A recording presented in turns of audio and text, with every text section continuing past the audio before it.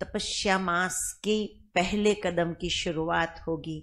बल 1 जनवरी 2024 तपस्या मास शुरू होगा, लेकिन उसका फाउंडेशन 1 दिसंबर से ही शुरू होगा। और उसकी प्रेरणाएं, उसके लिए हमारे पुरुषार्थ को एक नया एक्सीलेटर देने के लिए आप आज हमारे बीच पधारी हैं। तो भावना बहन, आपका हम दिल से पुनः पुनः इस फुलवाड़ी में स्वागत करते हैं, अभिवादन करते हैं, अभिनंदन करते हैं। तो ओम शांति। Good morning. तो आज की मुरली आप सभी ने सुनी होगी ना। बाबा ने आज विशेष हमारा अटेंशन दिलवाया कि हमें इस ज्ञान मार्ग में शरीर के साथ साथ अपने मन बुद्धि की भी संभाल करनी है, क्योंकि हमारा मन और बुद्धि दोनों ठीक रहेगा तो शरीर अपने आप ठीक रहेगा। क्यों मन बुद्धि की संभाल करनी है, कैसे संभाल करेंगे, उसकी संभाल करने से हमें क्या फायदा होगा, तो उसके पर आज थोड़े कुछ मैं अपने विचार शेयर करने जा रही हूँ। तो बाबा कहते हैं कि हमारे शरीर में जो हमारी बुद्धि है, बुद्धि का ही काम होता है कोई भी चीज को परखने का। मन के अंदर तो विचार आते हैं, बुद्धि डिसाइड करती है कि क्या करना है क्या नहीं करना है। तो बुद्धि हमारी एक आत्मा की बहुत पावरफुल शक्ति है। तो बुद्धि क्या काम करती है? मन का तो पता है कि भी मन विचार करता है, इमेजिन करता है, सारी फीलिंग्स हमारे मन के अंदर है। लेकिन बुद्धि का क्या काम करती है? तो बुद्धि बहुत इम्पोर्टेंट काम करती है। बाबा ने बोला कि जैसे वो स्केल होता है ना, तराजवा क्या बोलते हो, तो वो एक्यूरेट जजमेंट देता है। तो ऐसे बुद्धि भी हमारी कोई भी बात का जजमेंट करना है तो एक्यूरेट जजमेंट देती है। बुद्धि ही ज्ञान को, गुणों को, शक्तियों को धारण करने में मदद करती है। बुद्धि का काम है मेमोराइज करना। कोई चीज याद रखनी है तो बुद्धि ही तो याद रखती है ना। बुद्धि का काम है बाबा की ज्ञान की गहरी गहरी बातों को अंडरस्टैंड करना, समझ से उसको किसी को समझाना। पहले खुद समझना है तब तो समझा पाएंगे ना। तो हर बात को अंडरस्टैंड करने का काम हमारी बुद्धि करती है। कभी ढेर सारे प्रॉब्लम्स आते हैं तो उस समय हमें बहुत क्विक, करेक्ट, एक्यूरेट डिसीजन बनाने का जो काम है वो बुद्धि करती है, परखने का काम। जैसे जौहरी होता है ना, भाई ये रियल डायमंड है कि फॉल्स है, झूठे हैं, 1 सेकंड में परख लेता है ना। तो बुद्धि ये परखने का काम करती है। कभी लोगों को परखना पड़ता है, कभी परिस्थितियों को परखना पड़ता है, समस्याओं को देखना पड़ता है कि उस समय हम क्या करें। तो ये सारे काम हमारी बुद्धि करती है। ये तार्किक शक्ति भी आप देखो हमारी बुद्धि के अंदर है। तो ऐसी ये बुद्धि को हमें बहुत बहुत संभाल के रखना है। उसको बाबा कहते प्यूरिफाई करने का काम अभी बाबा हम बच्चों से करवा रहा है। और मन बुद्धि का आप देखो बड़ा गहरा कनेक्शन है। जब मन काम करता है तो बुद्धि काम नहीं करती। जब बुद्धि काम करती है ना, मन शांत हो जाएगा, इतना काम नहीं करेगा। जैसे मैं आपको एग्जाम्पल दूं कि जब कोई व्यक्ति बहुत अपसेट हो जाता है तो उस समय देखो उसका जो मन होता है ना, कितना फास्ट फास्ट दौड़ता है। और उस समय व्यक्ति कुछ भी बोल देगा आपको गुस्से में।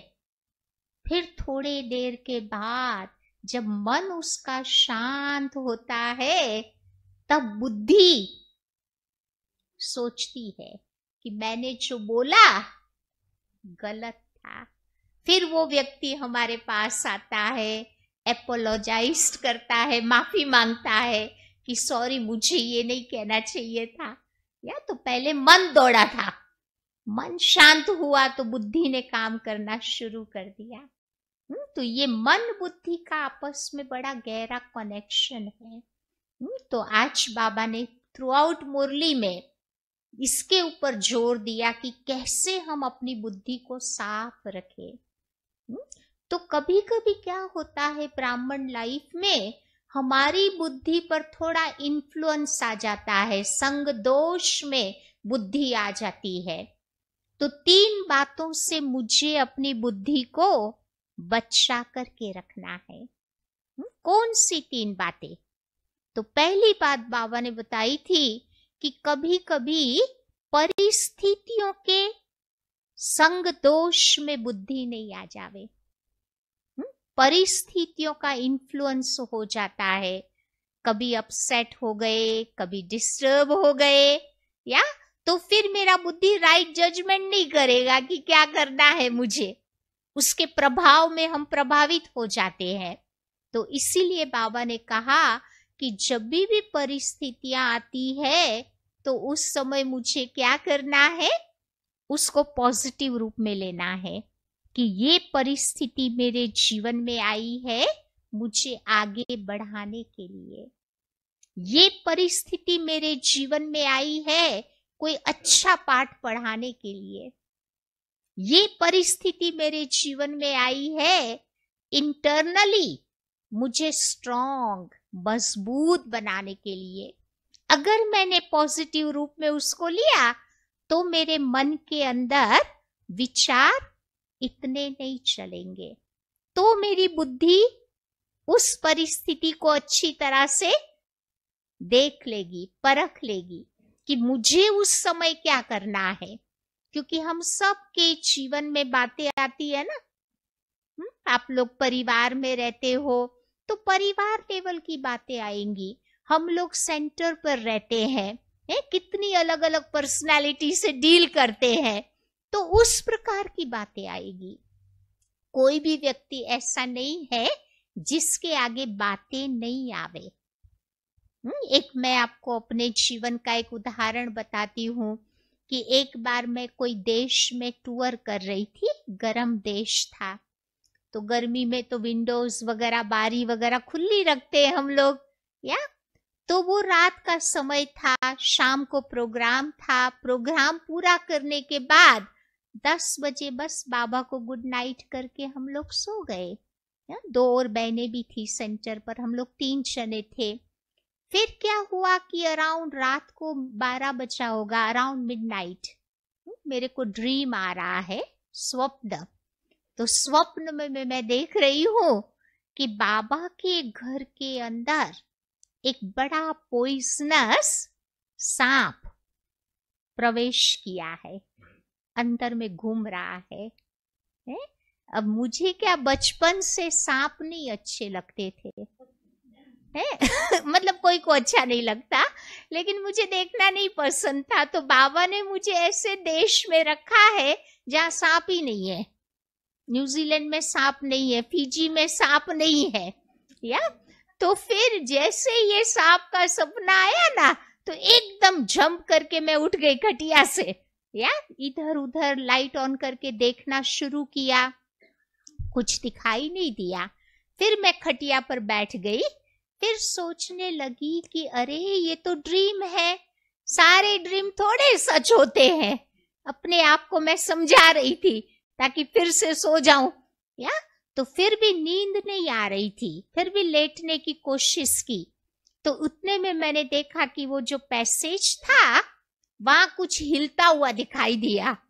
फिर खड़ी हो गई फिर लाइट किया, या तो फिर वहां पैसेज में मैंने देखा जो ड्रीम में मैंने देखा था वही सांप था वहां पे, या अब मैंने तो जिंदगी में जीता जागता सांप पहली बार देखा क्योंकि मैं भारत से तो बहुत समय से बाहर थी, या तो वो देखा नहीं था ऐसा।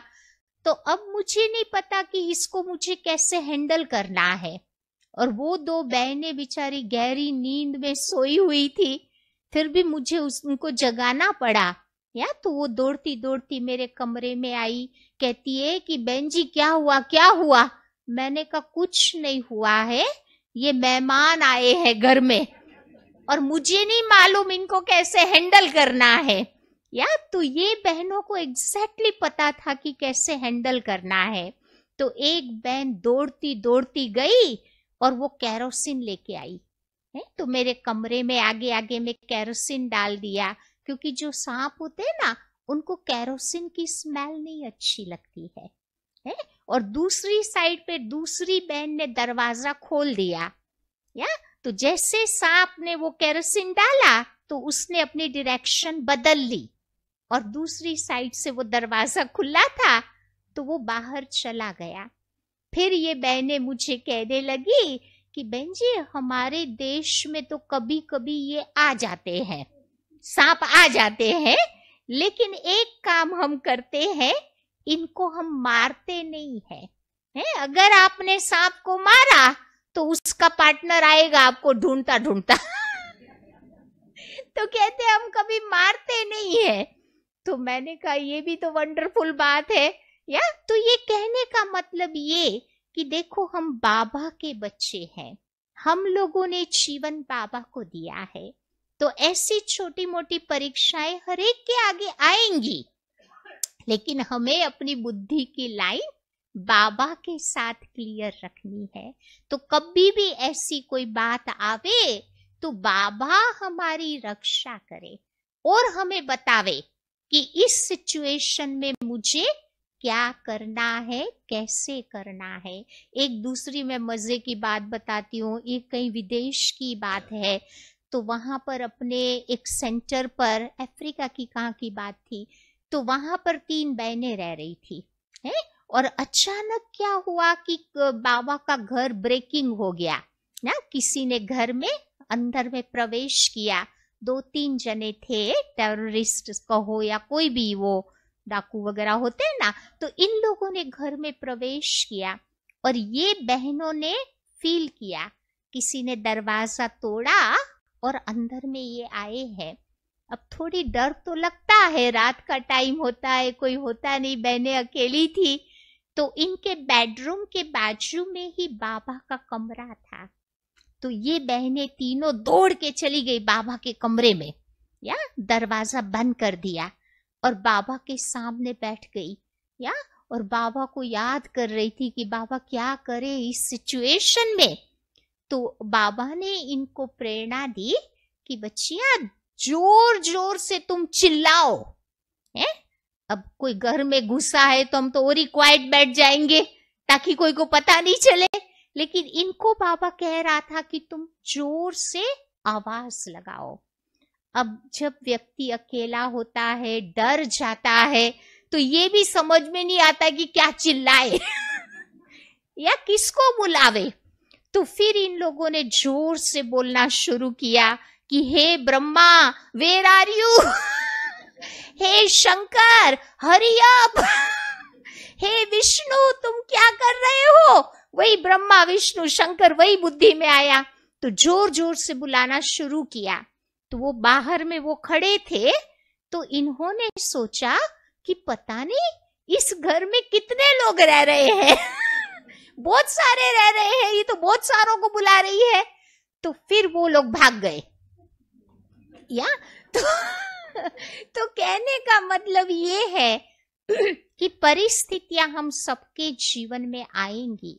या तो अगर मेरी बुद्धि की लाइन क्लियर है, माइंड हमारा काम है, शांत है, तो बाबा हमें सिग्नल देगा, टच कराएगा क्या करना है। या तो उसके लिए एक पुरुषार्थ बाबा बताते हैं कि अमृत वेला को मुझे बहुत अच्छा करना है। उस समय बाबा सब प्रकार की टचिंग कराता है। और विदेश की सेवाओं में तो मैंने बहुत अनुभव किया है, क्योंकि विदेशों में हम लोग तो अकेले अकेले ही रहते हैं, सब कुछ अकेला अकेला ही करते हैं। ऑफ कोर्स बाबा साथ होता है, लेकिन कोई व्यक्ति तो नहीं होता है। तो हम लोगों को टोटली बाबा के पर डिपेंडेंट रहना पड़ता है। कभी कोई कुछ बात आई तो बाबा ही तो है आपके साथ। तो अमृत वेला ये बेस्ट टाइम होता है बाबा से टचिंग्स कैच करने का। और बाबा ने भी तो टाइम दिया है ना, 3 to 5 I am absolutely free. या उसके बाद फिर वो बेचारे भगत भी तो बुलाते हैं ना, तो बाबा को उनको भी उनकी भावना का भाड़ा देना पड़ता है, क्योंकि वो भी भगवान के बच्चे हैं। लेकिन पहले का टाइम बाबा ने बच्चों को दे के रखा है।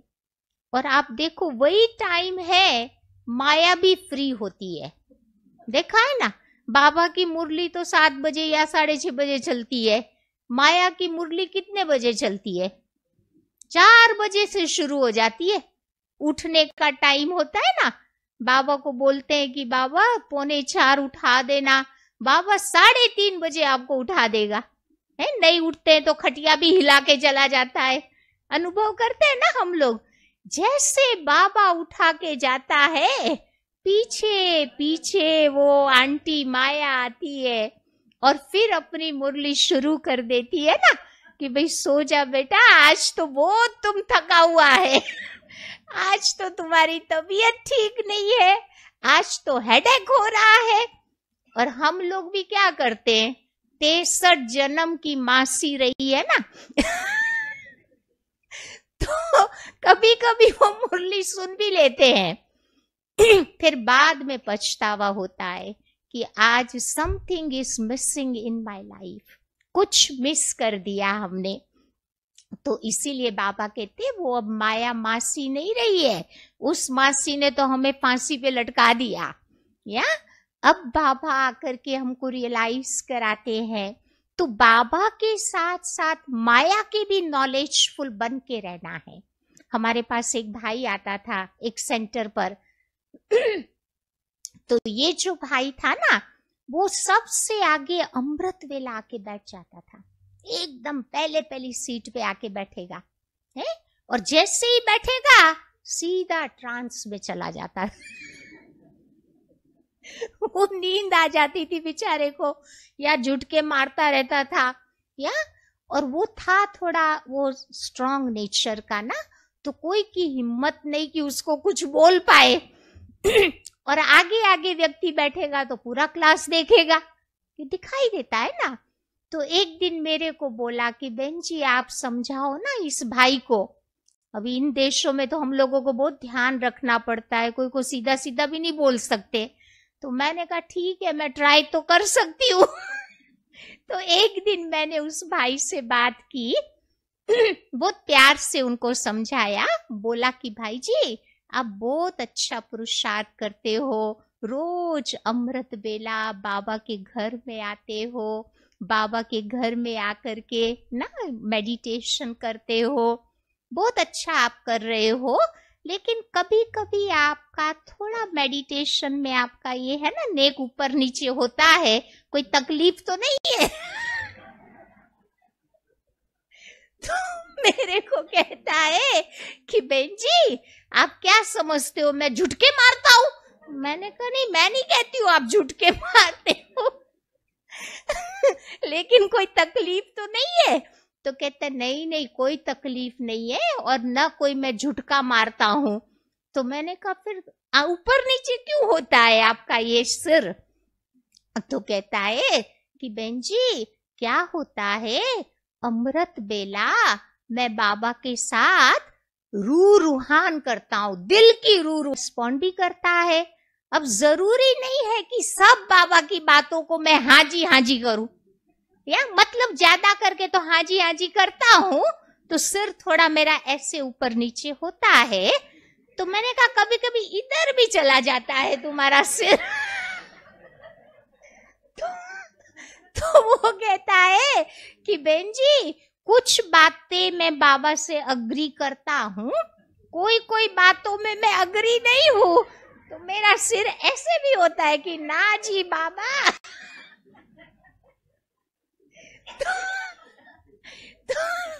तो बाबा क्या कहते हैं कि हमें इतना स्मार्ट नहीं बनना है ना। कभी थोड़ी कोई कमजोरी है, नींद आती है तो थोड़ा अलर्ट बन जाना है, तो हमारा बाबा के साथ अच्छा योग रहेगा।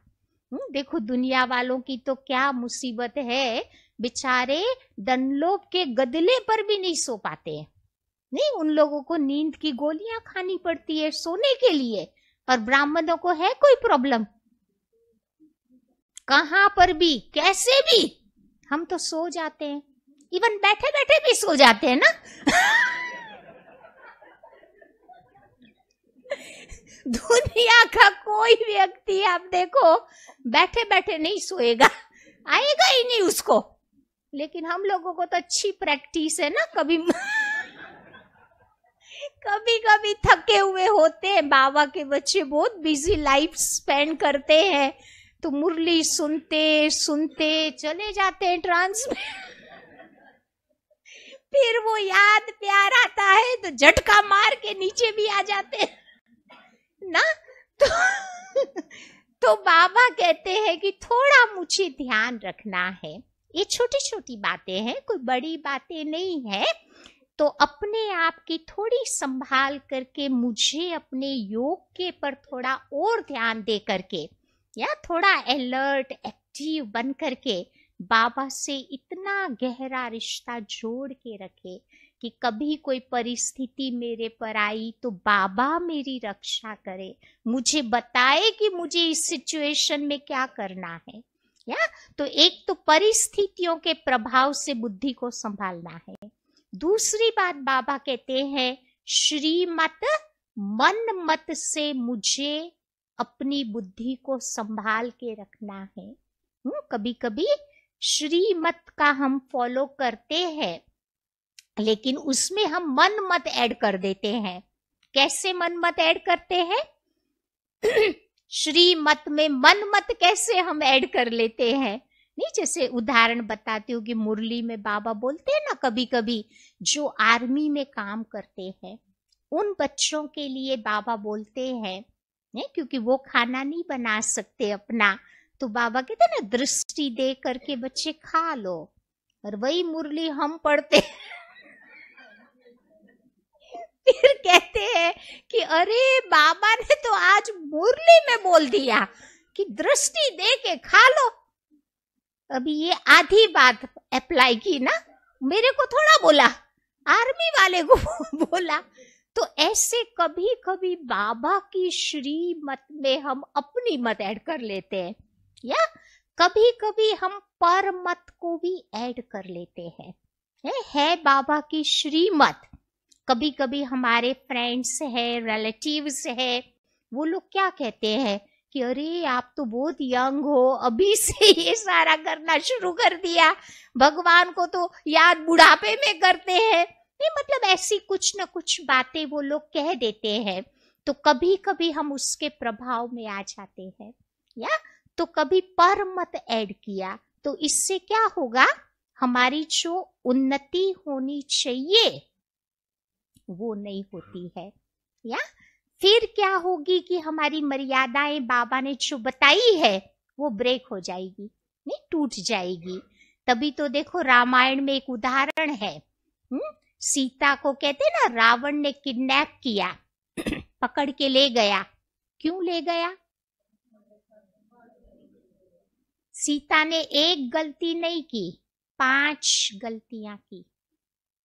पहली गलती सीता ने की वो तो बाद में, सबसे पहला अट्रैक्शन, सोने के हिरण के प्रति उसका आकर्षण था, वो चाहिए था उसको। राम ने उसको समझाया कितना कि भाई ये सोने का हिरण है, इससे भी बढ़िया चीजें तुमको दे देंगे। लेकिन दूसरी गलती थी, उसने जिद की, मुझे चाहिए ही चाहिए। या तो ये स्टबननेस, जिद्दी स्वभाव, वो आगे नहीं बढ़ने देता। तो पहला तो आकर्षण नहीं चाहिए, न किसी व्यक्ति, न किसी वस्तु, न किसी पदार्थ में। दूसरी बात, स्टबननेस, जिद्दी स्वभाव नहीं।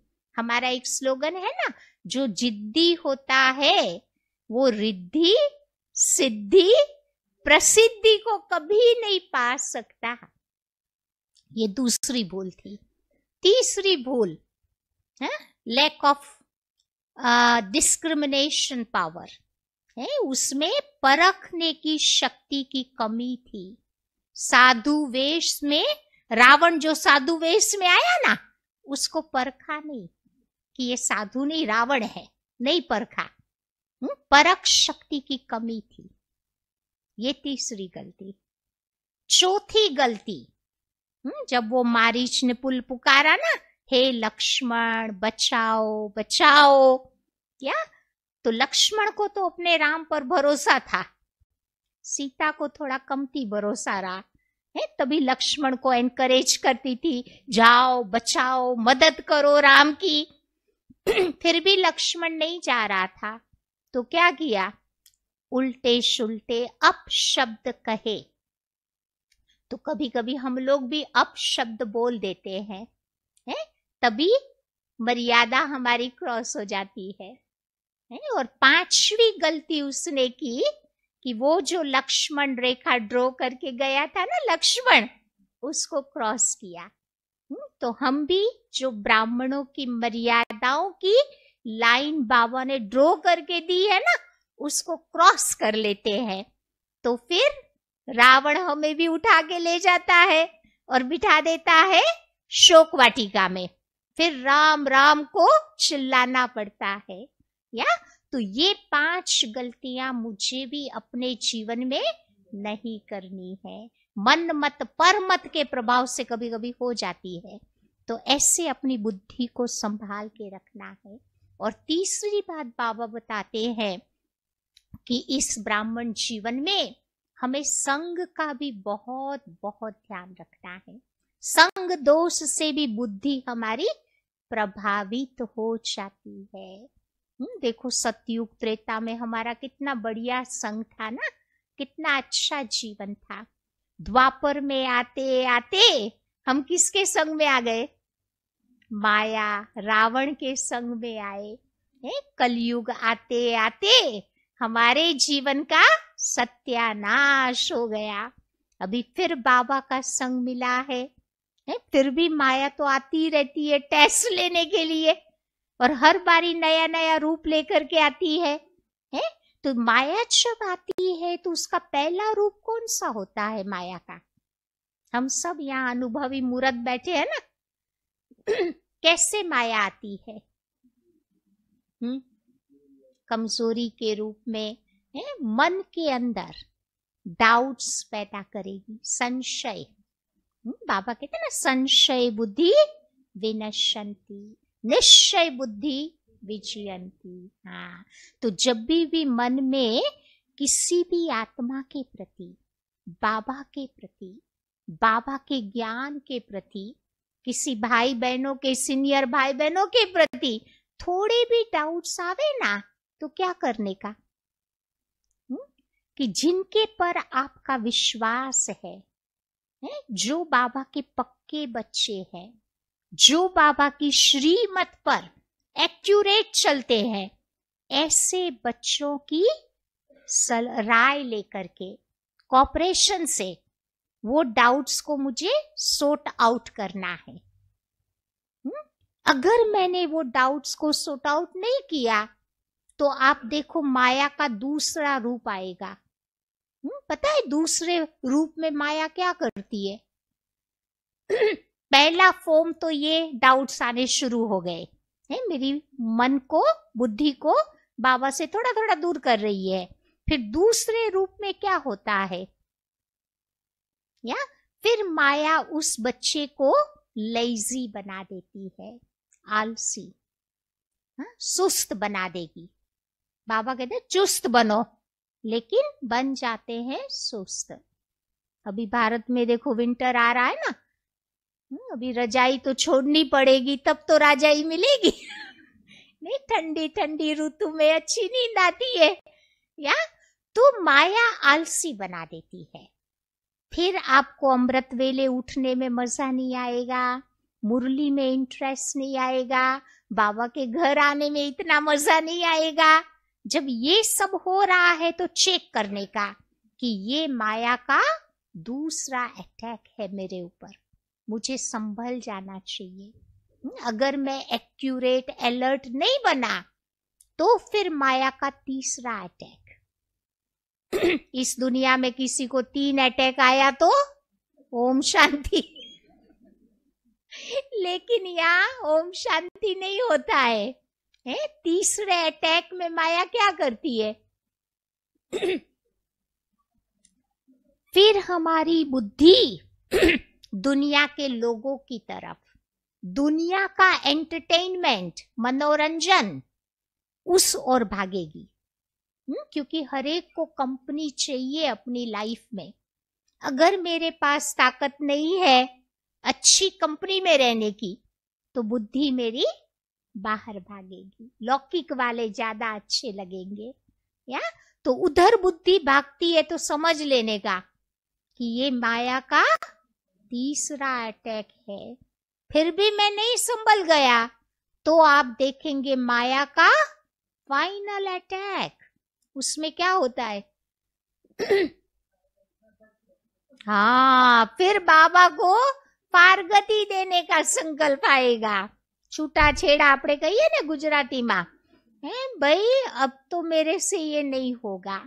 या फिर वो व्यक्ति सोचता है कि इन ब्राह्मणों के साथ तो मेरा बनता नहीं है, बाबा के साथ तो मेरा कनेक्शन ठीक है नहीं, बड़ों के साथ तो आर्ग्यूमेंट हो रही है, इससे तो अच्छा है बाबा को गुड बाय कर देवे। फिर वो बताते ना गीता में, अर्जुन की तरह सारे ज्ञान के अस्त्र शस्त्र छोड़ करके बैठ जाते हैं कि बस बाबा अब सहन नहीं होगा, अब मैं नहीं कर पाऊंगी। या तब फिर बाबा क्या करते हैं? तब सडनली आप नोटिस करना कि बाबा उस बच्चे को बहुत ताकत दे देता है। या फिर रियलाइजेशन भी हो जाती है और फिर से वो बच्चा चलना शुरू करता है। कौन से बच्चों को बाबा ताकत देता है? 3 बातें। अगर मेरा बाबा के साथ कनेक्शन है, अगर मेरा प्यार बाबा के घर के साथ है, अगर मेरा प्यार मधुबन के साथ है, तो सडनली आप नोटिस करना बाबा उस बच्चे को बहुत पावर देता है, और फिर से वो बाबा का बच्चे चलना शुरू कर देता है। हम सब अनुभवी है, इन सब बातों से गुजर चुके हैं। या तो ऐसे माया धीरे धीरे अटैक करती है। तभी तो बाबा कहते हैं कि बाबा का बनने के बाद खाली बाबा के ही अनुभवी मूर्त नहीं बनना है, बाबा के ही नॉलेजफुल नहीं बनना है, माया के भी नॉलेजफुल बनना है कि वो कौन से दरवाजे से आती है, कैसे आती है, हर बारी वो नया नया रूप लेती है। या तो ये सब बातों का थोड़ा ध्यान रखेंगे तो संग दोष में कभी नहीं आएंगे। और संग दोष से मुक्ति पाने के लिए 7 प्रकार का सत्संग में हमें रहना है। बाबा की company is the best company, वो तो है ही है। लेकिन बाबा इधर, हम तो इधर भी तो कितना काम करते हैं ना, सारा टाइम तो योग में बैठेंगे नहीं, तो क्या करना है? जब यहाँ पर है तो फिर ज्ञान का संग करे, ज्ञान की बातों को अपनी बुद्धि में दोहराए। मुरली तो हम रोज सुनते हैं, सुनने के बाद उसके पर विचार सागर मंथन हमारा चलता रहे। तो नॉलेज का संग करे, नॉलेज के साथ साथ दादियों का संग। आजकल देखो उनकी मुरली, उनकी बातें कितना ऑनलाइन सुनते हैं ना, तो वो सुनने से भी हमें प्रेरणा मिलती है। या उसके साथ साथ लिटरेचर का संग करे। कितनी सारी अव्यक्त वाणियों को आप देखेंगे ना, मोर देन 1100 अव्यक्त वाणियां हैं। कभी वो पढ़े, कभी कुछ ज्ञानामृत पढ़े, प्यूरिटी मैगजीन है। तो इन सब बातों में हम अपनी बुद्धि को बिजी रखें, संग उसका करें। या फिर ऑडियो विजुअल सत्संग, आज ऑनलाइन कितनी चीजें मिल जाती है आराम से घर बैठे बैठे।